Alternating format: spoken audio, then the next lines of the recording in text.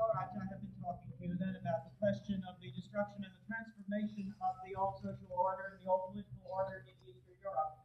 And the point that I have made, and the point that I would really argue, is that that destruction and that transformation of the old social order was really overdue by the time you come to the eve of the Second World War. That you are talking, after all, about a crisis of underdevelopment in that particular area, which through the decade of the Depression of the 1930s really had gone to the breaking point. You are talking about a crisis of underdevelopment, which in that period of the occupation and the war in the early 1940s had been driven, after all, to the point of no return. What you are talking about is something ultimately that was not only overdue, but that really had to happen. And I underscore that because it seems to me that there is no sense of shedding tears about the loss of that particular social and political order in Eastern Europe. That essentially, after all, there was not very much in a society or in a zone of underdevelopment in which the few rich really battened off the misery of the poor. There was very little to regret. And the reason I bring that up is the fact that in our own country, for an entire generation after the Second World War, there were all kinds of tremendous tears that were shed about what was called the loss of dignity and freedom in Eastern Europe after 1945. And I would contend to you and argue the case from now until the end of time that there was no freedom and dignity that was lost in Eastern Europe because there was none to begin with. And that only the dignity of Eastern Europe, which began to flicker a little bit in that period between 1945 and 7, in those 2 or 3 years, when it seemed possible that you might be able to make a peaceful transition to socialism, only when it flickered a little bit in that particular period was there any kind of glimmer of hope, and that, of course, was extinguished by the entire blaze of the Cold War. And so we are really raising the question, not so much of why the revolution in Eastern Europe, but what kind of revolution, and under whose auspices. For we are setting out the proposition that ultimately the revolutionary process in Eastern Europe really was a reflection of a very difficult, very ambiguous, at times very, very strange sort of transaction among several interests that were involved in that particular area. And you want to keep those interests rather clearly in mind. There is the interest in the first place of Great Britain. And Great Britain and American diplomacy in that period, in that area, has really the desire to transform the countries of Eastern Europe, but to do it within the framework of Western diplomacy. In other words, to be able to transform those governments in exile in London into the effective post-war government, with the aim, after all, first of all, of keeping the door open in that part of the world. That's very much the design of American policy makers, to keep that open door economically in Eastern Europe, and also, and certainly a very important part of American diplomatic calculations, to make of those East European countries part of a sort of cordon sanitaire around the Soviet Union. In other words, to make them a barrier against any kind of undue Soviet aggression or Soviet expansion. And secondly, of course, the interest of the Soviet Union, which is an interest that comes out of what she considers to be her national security. There are, if you please, certain kinds of irreducible demands by the Soviet Union in that area. And that irreducible demand that is primary is the security of the frontiers of Russia. The demand that is negotiable, that is not irreducible, is revolution. The Russians really don't care very much about transporting social revolution into those countries. What they care about is national interest in the very precise sense of the word, that they should be able to adjust the frontiers of those countries, so that the frontiers provide them with what they think is a cushion of military security, and then to place friendly governments in those countries around the borders of the Soviet Union, not necessarily revolutionary governments at all, but friendly governments that will not create a kind of cordon sanitaire, a kind of hostile alliance system around the frontiers of the Soviet Union. And the third interest, quite obviously, the interest of the internal movement in those countries themselves. And we're talking really about the resistance movements that develop inside each of those East European countries and that develop also in the emigration. And here you get a great deal of particularity, a great deal deal of specificity, and it differs from area to area, so that the movement in Poland, for example, is characterized very much by a very strong anti-Soviet bias, which ultimately is inevitably going to bring in Soviet force and Soviet presence in order to guarantee that the government will not be basically a hostile anti-Soviet government. In Yugoslavia, the movement will be armed and autonomous. In other words, it will be a movement of revolution that will make the revolution on the basis of the armed struggle of the Yugoslavian people, and that will present the Russians with a very real challenge of an autonomous communist regime in that area of the Balkans. In Czechoslovakia, where the movement will be very prudent and very cautious, a movement that will try to recognize the interests of both the East and the West and create some kind of bridge between them. A movement, in other words, to try to make a transition towards certain very real reforms inside Czechoslovakia without, however, breaking fundamentally ties either with the Soviet Union or with the West, an effort, of course, that will die ultimately in that whole framework of the Cold War. And finally, in those satellite areas, those countries that actually fought on the side of the Germans, namely Romania, Bulgaria, and Hungary, in those countries, very weak internal movement, and consequently, the destiny of the post-war governments and regimes in those countries really will focus upon the presence of the Soviet army. It's in those countries that Soviet force, after all, will be the primary factor in creating some kind of a new order or new society. And so you want to keep that kind of transaction or that kind of conflict in mind as we zero in on these countries. And we began to talk about Poland. And lots of people were interested in Poland besides the Poles. And there were the British. And the British, after all, wanted to maintain what they had always had, which was a primary Western interest in Poland. But the British, after all, were relatively sophisticated about the facts of political life. And consequently, though they wanted a friendly regime in Poland, one that should admit British interests into that country, they also recognized that the Soviet Union had a legitimate frontier interest in eastern Poland. And so Churchill will show himself to be remarkably sensitive to that Soviet demand and consequently urge a revision of the eastern frontier, as we will see. Secondly, there was the American interest, and that's very hard-nosed and very Jacksonist.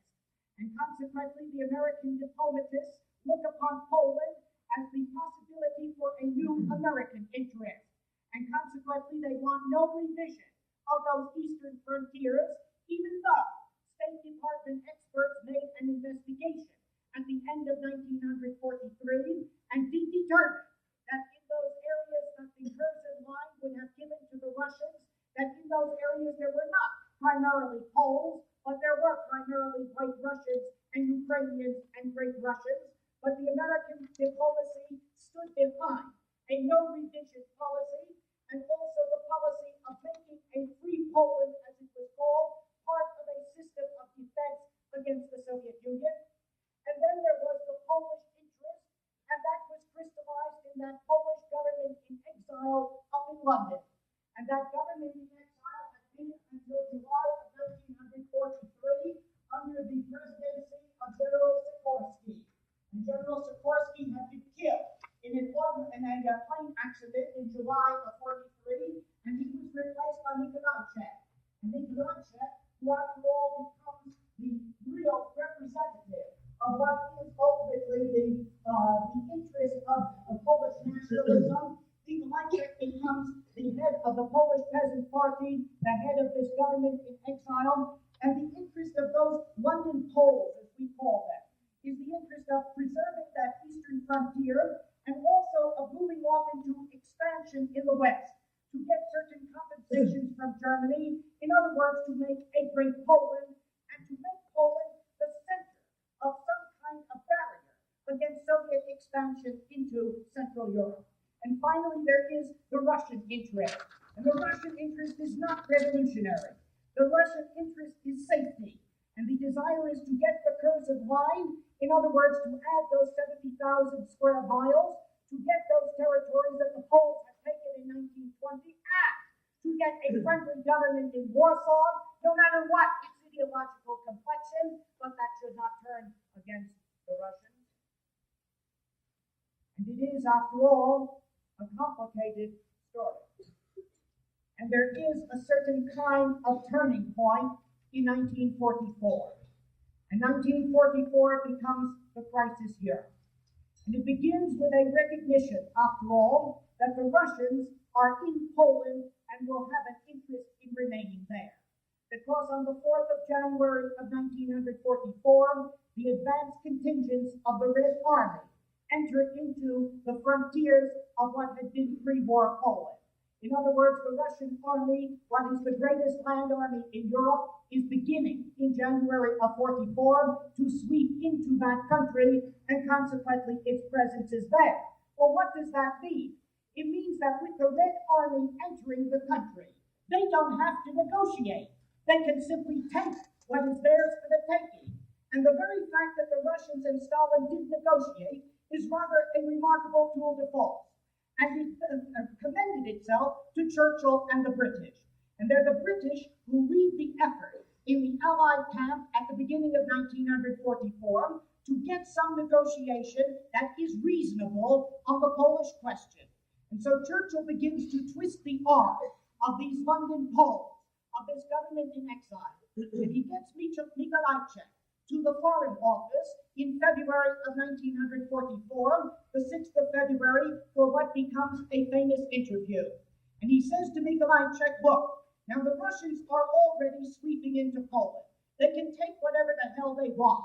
They seem to be willing to negotiate. There is Molotov, who said in October of 43 at the Foreign Ministers' Conference in Moscow that the Russians didn't want a Bolshevik Poland, that all they wanted was a friendly Poland, independent, but nonetheless friendly to the Soviet Union. And there was Stalin saying to Eduard Beneš in Moscow in December of 1943, in no way do we want to Bolshevize Poland. What we want even is to negotiate the Curzon line. We may even give up certain territories, but we must have a government that will ally with us in Poland, that will be friendly and not an enemy on our frontiers after we have fought this war. Now that commended itself to Churchill.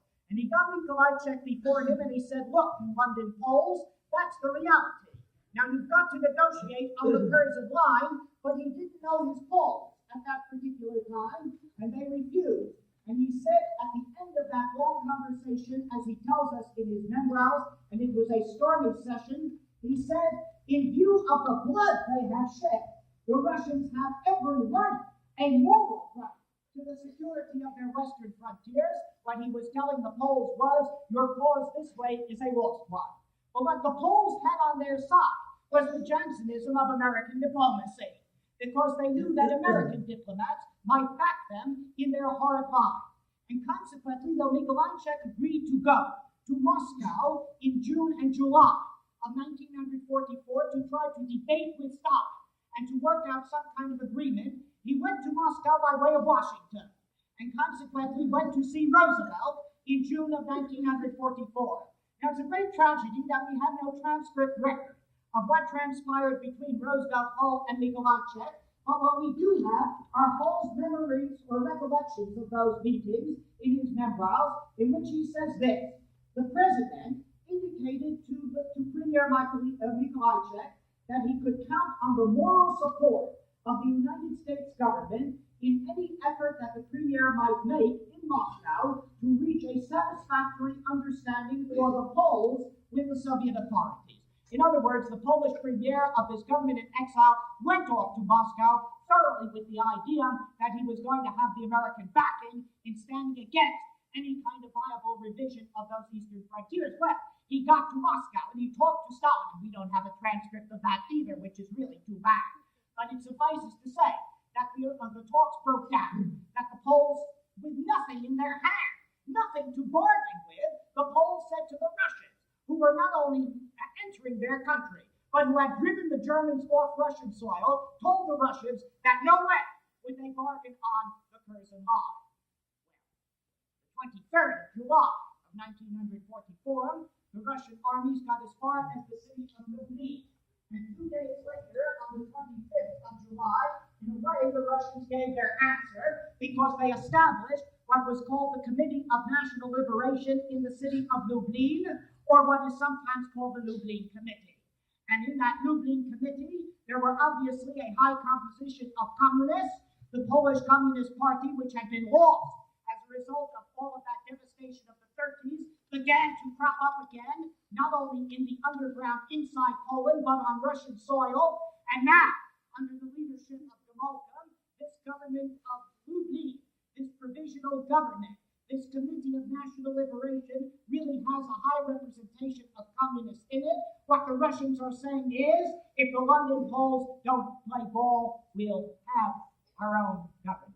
We don't want to make a Bolshevik revolution there, but, we have cards in our hands. Consequently, by that point, it was perfectly obvious that the Poles were going to make a desperate move or give in. And they made a desperate move. Because it's in that framework of the creation of the Lublin government, of the threat by the Russians to impose their own kind of government in Poland, that you get, on the 1st of August of 1944, that incredible event known as the Warsaw Uprising, which is an uprising by the Poles inside the city of Warsaw, which is still held by the Germans, an uprising of the Home Army, 44,000 in that Home Army by August of 44, under the command of General Bohr. And General Bohr calls for this uprising here in August with the assent of the London Committee. And what is behind it? What is behind it, obviously, is a desire to wrest Warsaw from the Germans, but there is something else. It is a desire to take that city of Warsaw before the Russians get there. In other words, to make a fait accompli to the Russians, to tell them we have taken the city of Warsaw. And it was a desperate and absolutely fruitless move, because those 44,000 ill-armed men couldn't possibly cope with the Germans, who were throwing everything into the city of Warsaw. And ultimately they would be crushed if they didn't have Allied help, specifically Russian help. And it all opens up a vast historical question over which a great debate has raged. It opens up the question of whether the Russians could have helped the Poles in their uprising in Warsaw that lasted 63 days and that saw 166,000 Poles die. Could the Russians have relieved that city, sitting as they were on the other side of the Vistula River? If they did not, why not? And with what consequences? And you see, the controversy is about political motivations on the part of the Russians. The Allied diplomats constantly accuse the Russians of deliberately not fording the Vistula and entering Warsaw with the idea that they would get rid of the Polish officer corps, they would get rid of that Home Army, they would get rid of a lot of Poles who opposed them and consequently would oppose their kind of government, and they just let them bleed. And it seems to me that in reviewing a lot of that evidence, that really was the rhetoric of the time, and the rhetoric that really pursued that question for many years afterwards. That in effect, if the Russians had a political interest in not going into Warsaw in the fall of 1944, it was far outweighed by a military concern that was very serious and very profound. That after all, the armies of the Soviet Union had made immense strides since the beginning of 1944. They had been in an immense campaign. In the month of July, they had moved 300 miles. And the point was that militarily they were overextended.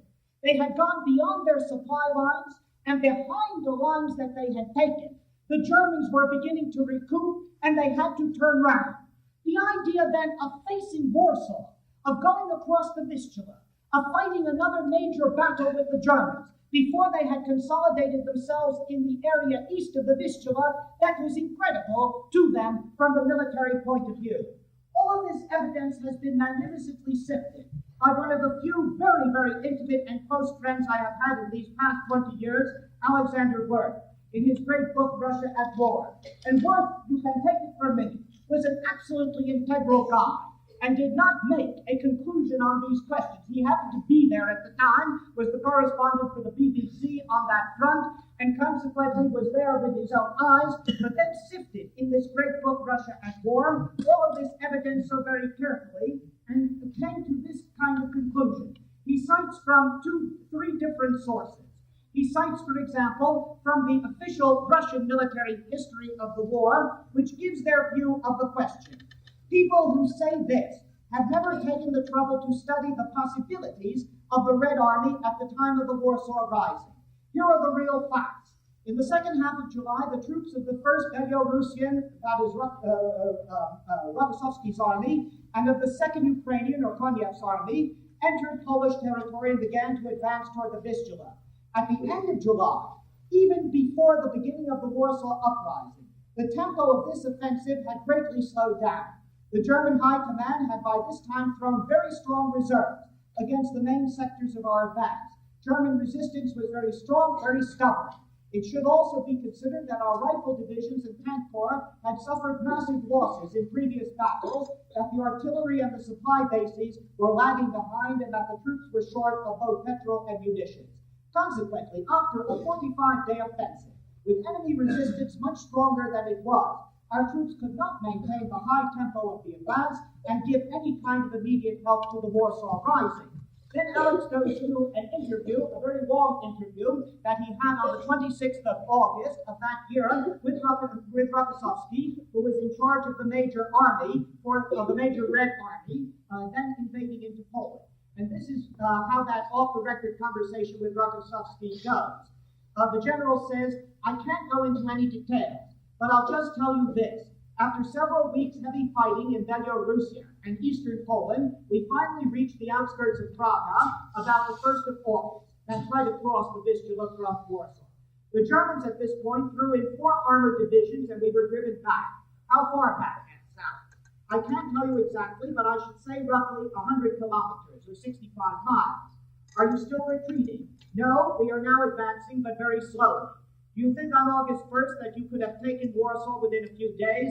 And of course, Rokossovsky says, impossible at that point. It would have been a disaster for the Russian army. Then Worth quotes Guderian, who is the German commander, who really makes much the same account of the fact that the Russians at that time were being driven back. The point is an important one in these two senses. In the first place, because it indicates that the uprising by the Warsaw Poles was really an uprising that was politically motivated. It was a desperate effort to take a city that the Russians only at the greatest risk could have helped them to take, and in the second place, that no matter what the Russians might have done, the reality is that really the old order of Poland committed suicide in Warsaw. Because whatever was left of it really was made rubble as a result of this 63-day battle. So that what was left of the Polish officer corps died, so that the property of the Warsaw bourgeoisie was simply in rubble, and what is left, and that's the important point, when you try to think of what that country will become, what really is left? What is left, first of all, are the problems of the pre-war regime that have never been solved. The problem of land division, the problem of the minorities. Secondly, the problems that the war have created of devastation, of tremendous human tragedy. In the third place, a great deal of misery and consequently of radicalism, and in the fourth place, the Red Army. And so you're really dealing with the reality of a revolutionary situation. There can't be anything but great structural changes, great reforms within that country, given those particular and peculiar circumstances. And so the Allies ultimately had in some way to recognize the Russian interest in Poland. And certainly when Churchill was in Moscow in October of 1944, in that famous session with Stalin in which they attempted to divide up the world, we saw Nikolai again at that particular session, and in that interview of October, here is this Polish leader still not agreeing to the Curzon line, or the revision of the eastern frontier, and this is how Churchill describes that particular meeting with Nikolai in October of 44 in Moscow in his memoirs. And Churchill cites what he said. Now he says to Nikolai, now look, unless you accept the frontier, you are out of business. The Russians will sweep through your country and your party will be liquidated. Do you understand? Now, you are no government if you are incapable of making this decision. You are callous people They want to wreck Europe. You have only your own miserable, selfish interests in mind. I will have to resort to those other poles if necessary. This Lublin gang may very well become a government. It will be the government. So it was a threat, and the threat in a sense carried out at Yalta. Yalta is held, of course, the conference in February of 1945, and the Polish question is very much on the agenda at Yalta. And you must understand the context of that particular meeting, because by the time the big three meet at Yalta, Russian armies have done incredible things, that from the beginning of the year, they have taken Warsaw, they have swept into Silesia, they have swept into Eastern Prussia, they are on the move toward Berlin. They really have knocked out 400,000 German troops. It really is an offensive of a primary sort. And that at the very time that the Western Allies are having one hell of a difficulty with the German offensive in Belgium, and consequently it's the Russians really that are saving the war. And that's the context, after all, for the meeting at Yalta. And when one thinks of all of that rhetoric about having sold the Poles out at Yalta, it really is incredible, if you think really of what the context of that particular meeting was. So they met at Yalta, and quite obviously, the British and the Americans had to agree that the Lublin Committee, in other words, the Committee of National Liberation, existed, and that it really had to be the core of what a post-war Polish government was. And so what was decided at Yalta was the best that the Americans could do. What was decided was that the Lublin government should become the kernel of a new Polish post-war government, but that it should be enlarged to include some of the London Poles, and that there should be the guarantee of free elections in Poland as soon as those were practicable. So that the final communique on Poland at Yalta reads, the provisional government now functioning in Poland, that's the Lublin Committee, should be organized on a broader democratic basis with the inclusion of democratic leaders from Poland now living abroad. And what the Yalta Conference did was to set up a committee of three, namely the American ambassador to Russia, Averell Harriman, the British ambassador to Moscow, Clark Kern, and Molotov, the Russian foreign minister, to work out the terms of that broadening of the base, as it were, of this particular Polish government. Now, quite obviously, Yalta is full of ambiguity. For the Americans, Yalta always meant that there would be a new government created, that there would not be the Lublin Committee as the basis of a government. They interpreted Yalta to mean, all through 44 and 45, to mean that a wholly new government was to be established. The Russians, on the other hand, interpreted that communique of Yalta to mean that the Lublin Committee itself could censor or veto any additions to its particular governmental structure, and consequently, it almost was doomed to create difficulties and tensions. But you see, that Lublin Committee, acting as a provisional government, really had a lot of potential in 45. It acted in a very moderate way. It didn't take on the church, for example, and attack the church frontally. And in regard to land, when it broke up the land, it didn't say collective farming or collectivist agriculture, but it tried to take some of the land from big landowners and give it to the landless poor. It acted, in other words, really in a popular way. And in the second place, some of the Poles who had been up in London began to come down and join this government and give it their support volitionally. And that particularly the socialists, the Polish Social Democrats, and I'm talking about Oshopka, who becomes terribly important in this story in giving his particular support, Edward Oshopka, who became really an important figure in the post-war Polish construction, and various members of that Polish Socialist Party figured that this was, after all, the basis for a new Polish government. What the problem was with the Peasant Party with Mikolajczyk. And basically the problem was with the Americans. Now you see, Roosevelt was pretty suspicious of the Russians. But he was, after all, a kind of opportunistic guy. He did have his fingers wet all the time to find out which way the wind was blowing, and consequently you could expect a bit of flexibility from him. But then Roosevelt goes and really messes up the Polish question in the first week of April of 45. He died. And consequently, in dying, passed on the mantle to Harry Truman. Now, Harry Truman didn't have his fingers wet, and he didn't know which way the wind was blowing, but he was getting a lot of advice, because Averell Harriman paranoia at that particular time. And they were telling Truman that you had to really put your foot down somewhere. And here in April of 45, Truman decides he's going to enter this Polish question and really support Mikolajczyk and these London Poles right up to the hill. So what happens is that a lot of these foreign diplomats begin to gather in the United States in April in preparation for the San Francisco meeting to found the United Nations. So that Molotov and Anthony Eden both happened to be in Washington on the 22nd of April of 1945. And Truman sees Eden and he says, I'm going to see this Molotov tomorrow. That's the 23rd. And I am going to tell him in words of one syllable, as Truman used to say, in words of one syllable, what they have been doing, what we will let them do, and what they can no longer do. So the next day, Truman saw he had been president for 2 weeks at that time, and consequently, the next day he saw Molotov, and it must have been an extraordinary session, because Molotov was not accustomed to this. He sat there while Truman, in words of one syllable, ranted on, basically, about all the crimes that the Russians had committed, and then very bluntly said, you go on in this way, you get no lend-lease, you get no relief, you get no economic help from us, and then he handed Molotov a note to send to Stalin. Stalin answered it the next day, though very busy. And consequently, in the answer that Stalin sent on the 24th of April of 1945, he really goes to the heart of the matter. And it's something that even Truman should have understood. And he says in this note, the Soviet people's blood, freely shed on the fields of Poland for the liberation of that country from the Nazis, warrants assurance that the borders of their country will be safe. This is one fact. And he went on to note that the Russians had never been consulted about the composition of the government either in Greece or in Italy, and they had perfectly well accepted that.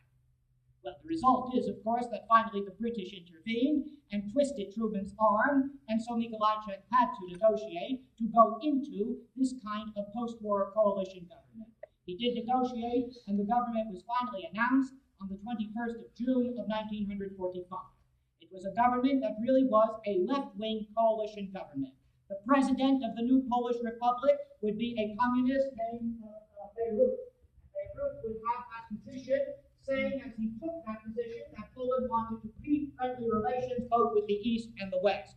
The prime minister was to be Oszopka, the socialist. And there were to be two assistant prime ministers, one of them to be Mikolajczyk of the Polish Peasant Party, which party got 1/3 of all of the ministerial places, and the other one to be Władysław Gomułka, who was, of course, the great political chief of the Polish Communist Party. What you get is essentially a pro-communist government, but a very mild one. One, in other words, that really can move in a transitional way towards some of the structural reforms. That particular regime, constructed as it was, really had some potentiality. But it seems to me, given, let us say, the structure of 1945, what really is the tragedy, what bogs it down, is first of all, the Polish Peasant Party, Mikolajczyk, who really never had confidence in this government and never wanted to participate in it, really felt that if there were free elections or if the Americans intervened, that somehow or another you can oust this particular left-wing government. But the second thing, it seems to me, has to do with the Americans, because the United States agreed to accept this regime. It recognized it on the 6th of July of 1945. But having recognized it, already ringed in that recognition with a lot of ambiguities. It sent as its ambassador a man named Arthur Bliss Lane, who was bitterly opposed to the Accords of Yalta, bitterly opposed to this particular regime in Poland, and who really, if you read his book, I Saw Poland Betrayed, worked from the very first day. Well, it's not, you see, it's not a totally sensitive title for somebody who goes to a war-torn country as an ambassador. But at any rate, Arthur Bliss Lane worked from the very first day, as his own memoirs tell us, really for the undermining of this particular regime. And then you get the State Department stating in a memorandum of July of 1945 what its basic minimum for Poland is, and that really will get you into all kinds of problems in the immediate future, because the State Department memo reads, in assisting in the physical reconstruction of the Polish economy through credits and otherwise, we should insist on the acceptance by Poland of a policy of equal opportunity for the United States in trade and investment. No other formula will be acceptable. In other words, that the open door economically to all areas of Poland became the sine qua non for American collaboration or for American cooperation, and within the framework of a revolution, that might be very difficult. Well, you see the problem. The problem with Poland, quite obviously, was the problem that the Russians were there to help the regime install, and they were there for a specific reason, namely their security. But that is distinguished from the problem of Yugoslavia. There, the Russians are not there, and that creates the problem. Because there, the liberation of the country was an autonomous revolutionary movement, and the Russians were very upset. I want you to understand this. It really is an important part of our history. Where you see, the Yugoslavs were making their own liberation. By 1942, they had established a partisan army under the leadership of communists, but that was a very broad army. And they had established an anti-fascist council of national liberation. In other words, they had the outlines by 1942 of a fighting arm and of a new government. And the point is that Tito and his partisans, right from the very beginning, had no cooperation from the Russians. The Russians were hassled, to be sure, in 1942 by the Allies, who kept telling them to pressure Tito to support the Chetniks of Mikhailovich. In other words, that Serbian resistance movement in central Serbia that was very conservative and very monarchist. And the Russians, in order to keep their alliance with the Western Allies, dutifully did that job. And they kept telling Tito to collaborate with Mikhailovich, and in all of the Russian propaganda, the leadership of the resistance movement inside Yugoslavia is always attributed to Mikhailovich, but it's worse than that. Because what the Russians do is to deny military help to Tito and his partisan army all through 1942. Tito had requested it, and it had been denied. And it had been denied on the logistical grounds that it was impossible to send military help at that particular time. But by the fall of 1942, the Russians had sent a military attaché to Mikhailovich and the Chetniks, and had also begun to send military aid, and that is the basis, of course, for the famous telegram that Tito sent to Stalin in October of 1942, which read simply, "If you can't send us assistance, then at least don't hamper us." And according to Dimitrov, who was there when Stalin had that telegram, he said Stalin stamped his feet with rage. Well, of course, Tito had caught him in something that was very serious. It wasn't that he was staying out, but that he was helping this monarchist sector of the resistance movement. By the end of 1943, however, Tito and the partisans really take matters into their own hands. And you have to understand two factors in knowing why they take the moves that they do in November of 43. You have to understand, first of all, that the military success of the Yugoslavs was absolutely terrific. What they did in 1943 was to keep 25 German divisions at bay, 8 Bulgarian divisions. They won success after success militarily. But secondly, they began to win a significant diplomatic success, because by the middle of 1943, the British, who really had an interest in maintaining their pre-war interests in Yugoslavia, the British began to calculate that Mikhailovich would never get popular support and that you had to support Tito. And consequently, Churchill gambled in 1943 in a rather remarkable way, because he sent an emissary to Tito, a man named Fitzroy MacLean. And MacLean, who was a conservative member of Parliament, who had training in the Foreign Office, was a significant emissary, and in the wake of that mission to Tito, to see whether he would collaborate with the British began to send military aid, to drop military aid in to Tito and the partisans. All of that is the framework for the rather remarkable thing that Tito and his partisan group did in the fall of 1943.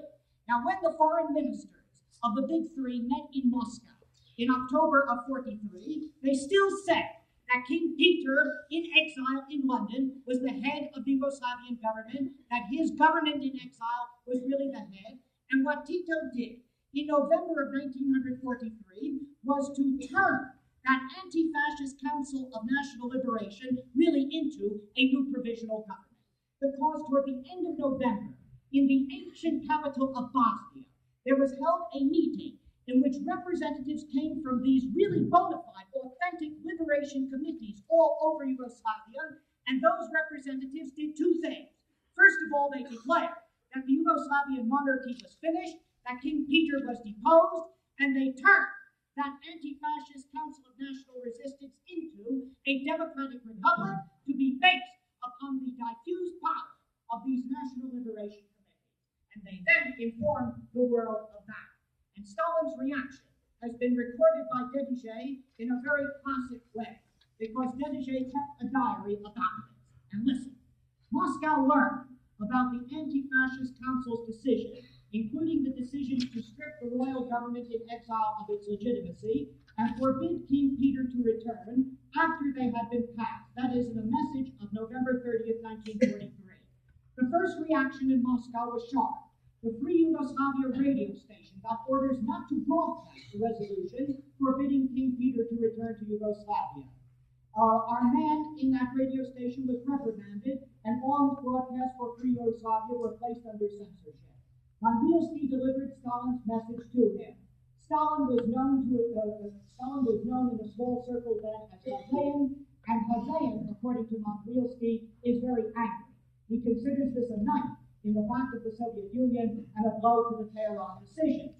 In other words, at Tehran in December of 1943, the big three were going to divide up spheres of influence. Suddenly the Yugoslavians, people by themselves, were taking matters into their own hands, and the Russians were irate. By the beginning of 1944, however, the British were sending sizable military help to the partisans, and consequently, Stalin began to send that help too. Now the question is, what was the British ploy, and how did Tito outflank Churchill? The British ploy, because Churchill, incidentally, in his memoirs, it really is a compliment. He says, in effect, I really, putting words in Churchill's mouth, but in effect, what he says, he was really conned only once, and that was by Tito. And it is literally true that the British ploy did work. You see, what the British were doing in 1943 and 4, especially in 44, was to play for the fact, first of all, that Tito and the partisans were much more Yugoslav nationalists than they were communists. In other words, that they would not fall into the socialist revolution fundamentally. And secondly, that it was possible to make a good alliance with Tito so that if the British planned for an invasion of the Balkans, that famous offensive or front that Churchill always wanted to mount, that it would be much more successful with such a kind of an alliance. But what was crucial was Churchill's belief that he could co-opt Tito. In other words, that he could bring Tito into a kind of an alliance with that government in exile in London. That government in exile in London at that time was under King Peter and also a man named Subasic. And Subasic was a kind of a conservative Yugoslav, and it was his government that was to be, after all, a partner with Tito within this design that the British had. Now, in the spring of 1944, the British got some leverage, because for the first time, the partisan armies began to suffer serious defeats. The Germans counterattacked, and Tito himself, in May of 1944, had to escape the mainland to a little island, the island of Vis in the Adriatic, and put himself under British protection. Now, it's at that point that the British use clout, and they say, all right, we will protect you, but you will make an agreement with Subasic and consequently make a new coalition government. And Tito agrees. And consequently, in July of 1944, there is an agreement between Tito and this government in exile, which says, we'll talk about what happens to the king after the war, but we will have some kind of coalition government. And Tito, in the memoirs that Gilas writes, Tito really explains why it was he did that, and what it was he thought he was going to get. We accepted the agreement, and at a moment when we needed British support, because we knew that we knew our real popular strength, and because we had the mass of our people behind us, and because we had an army much greater than our rivals could ever have imagined or could ever have raised. In other words, what Tito did was play for time. He made an agreement that fundamentally he never expected to keep. The problem was, would he get Russian support? Would he get Russian recognition for really turning Yugoslavia into a socialist state, for really making this revolution? Well, not if you go, for example, on the interview between Tito and Stalin in September of 44, because Tito has to go to Moscow in September of 44. By that time, Stalin was very angry. He was very cross with the Yugoslavs. He had told Zinos just a week before this, he said, you Yugoslavs are impossible. First of all, it isn't a question that you don't conceal your revolutionary intentions. The question is that you have them at all, and that really is very abrasive from the point of view of our relations with the powers in the West. What you're going to do is muck up great power diplomacy, and you shouldn't do that. And then Stalin zeroed in this discussion with Zinos, zeroed in on something incredible. He said, look, you've got these partisan soldiers out in the field, and they're wearing red stars. Now, what the hell are they wearing red stars for? Well, Stalin asked that. Tito gets there, anyway, in September of 1944, and it's just ridiculous. And Stalin says to Tito, look, you must accept the king, you must have a compromise with the Serbian bourgeoisie, you must compromise with that London government, and Tito refuses that on all scores. Then Stalin says to him, well, what will you do if the British land an army there to crush you? And Tito says, we will fight them with all of our might. And according to Tito, there was no answer from Stalin at that. But you see, this is only 3 weeks before Stalin meets Churchill in that famous October meeting in Moscow, and when the world was divided up into those spheres of influence, in which Greece was to be British, and Romania was to be Russian, and Yugoslavia and Hungary were to be 50-50, that there was to be 50% British interest and 50% Russian interest, and Stalin was met at the Yugoslavs. So it went that way, and the Russians and the British suddenly combined. And in December of 1944, the Russians and the British together forced Tito to make more specific terms with the government of exile in London, and it was agreed that once there was a government established, that Tito would be prime minister and Subhašić would be the assistant prime minister, and so forth. Then came February of 1945, and the British and the Russians together handed notes to Tito and to his partisans in Belgrade. And they said, all right, the war is moving toward an end. You have been very successful. But it is now time to establish the new government of Yugoslavia. And what the terms of February of 1945 were, that the anti-fascist National Council should now be turned into a constituent assembly. But it should be turned into a constituent assembly by including into it all members of the last Yugoslavian assembly of 1938 who had not collaborated with the Nazis. Well, for Tito and the partisans who had fought to liberate their country, this was fantastic, because that last parliament had been a very pro-Nazi parliament. And what was it that the British and the Russians were demanding of them? Secondly, they said that there would be a government in which the London group would have a very prominent place in the ministry.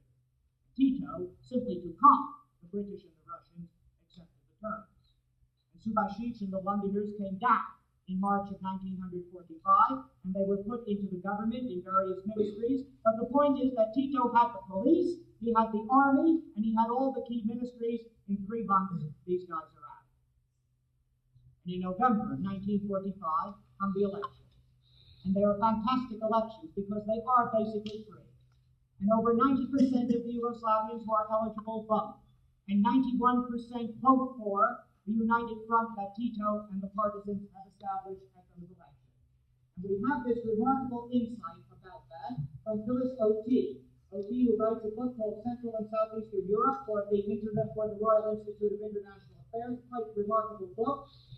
And she writes in that about those elections, Tito, the partisans, and the whole program of the Popular Front were almost universally supported in all regions of the country.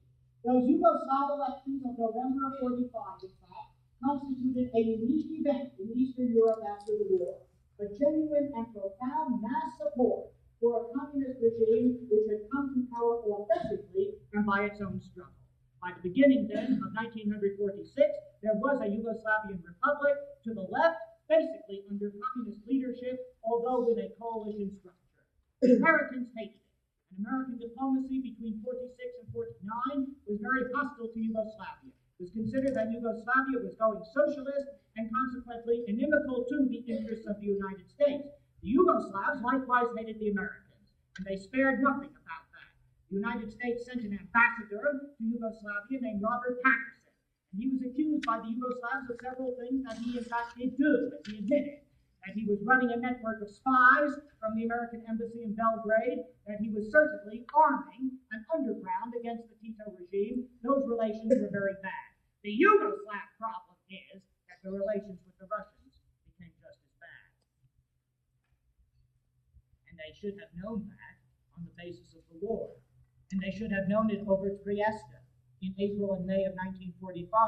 The partisans, the Yugoslav partisans, had taken the city of Trieste, but Trieste, the gateway to Italy, the gateway to Vienna, no, the Allies will not permit that.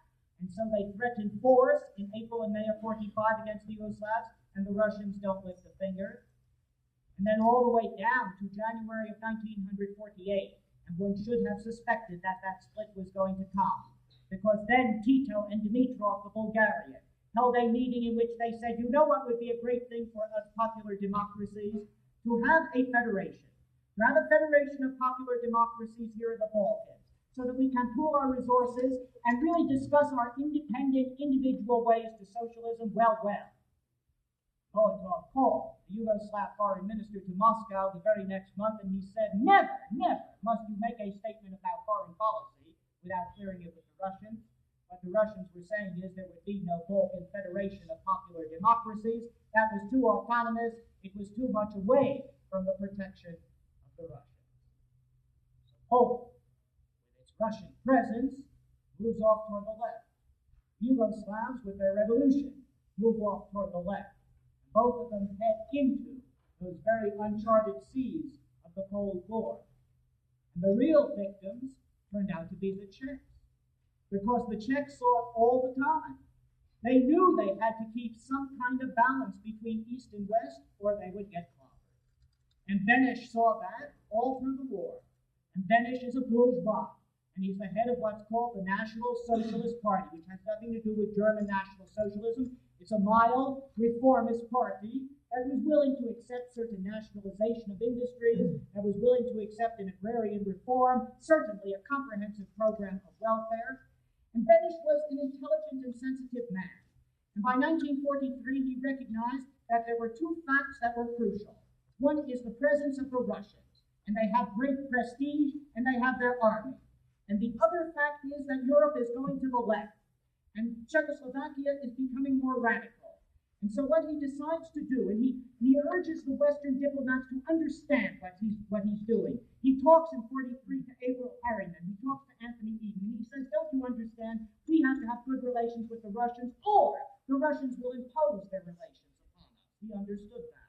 And so he went off on his path, and he went to Moscow in December of 1943 and struck that famous 20-year friendship treaty with the Soviet Union, in which both parties agreed that neither would ever enter into a hostile alliance against the other. So by the time you come to the end of the war, for American policymakers who are really Jansenists, who are really hard-nosed, Czechoslovakia is going the wrong way. It's much too friendly to the Soviet Union, but the Czechs simply follow that path.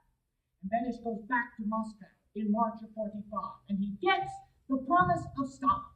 And one can believe that promise, that the Russians are not interested in a Bolshevik Czechoslovakia. They're not interested in imposing any kind of communist rule. They're not interested in a friendly regime. And so Beneš and his provisional government go back on Czech soil at the beginning of April of 1945. And I want you to recognize something, that in Czechoslovakia, as in practically every place, when you come toward the end of the war, people are acting very spontaneously. They're really making factory councils. They're making local political councils. They're taking power into their own hands. And in fact, if it hadn't been for the Czech provisional government, and if it hadn't been for the Czech Communist Party, things might have gone much more radically in Czechoslovakia than they actually did. And so the provisional government goes back on Czech soil at the start of April. And what Beneš does is to make a very broad left-wing front, in which he includes the communist leader Klement Gottwald, in which he includes 7 communists in the 20 ministries, and consequently makes really an overture to the Russians and to the growing communist movement, because the communists are picking up strength. They're becoming a mass party. They're winning on the basis of the Russian prestige, on the basis of the demand of the Czech people. example for great reforms in the period after the war. And then a program is adopted by this government, and the program is for wide-scale nationalization, for a deep agrarian reform, for comprehensive social insurance. In other words, to move toward some kind of socialist solution. And then you see come the elections. The elections are held at the end of 1945, and in those elections, the communists become the first party of Czechoslovakia, because they get 38% of the vote, a plurality, and they choose not to vie for power, but to stay within the framework of the coalition. You see what I am saying. The whole point is that for a certain short moment, in those years 45 and 46 and 47, there was a chance really to build something in a vacuum. There was a chance to put together some rubble. There was some reasonably goodwill by the communist parties. The Russians were keeping their distance. There was a profound popular support for wide changes. God, those people in that area of the world, about as benighted an area as you can imagine, those people really had a chance. Really had a chance. Then you see, in the framework of the Cold War, what chance do they have? The Russians will tighten their ties, the Americans will call them enemies, and consequently, to sustain regimes in that area that will not be anti-Soviet, all of this coalition, all of this peaceful transition will change. And that, you see, becomes the tragedy. The turning point will be Czechoslovakia in 48, the break between Tito and Stalin. But you see, those things aren't just Russian. The Russians have a record that's not very revolutionary and not very genial. But my God, the American view of what ought to happen in those parts of the world was just terrible. But then anybody that lives in a third world country can tell you all about that. Really feel badly about those years 45 to 47. So much happened, in those 3 years. 32 million hectares of land were redistributed in that area to 20 million people. It's a terrific period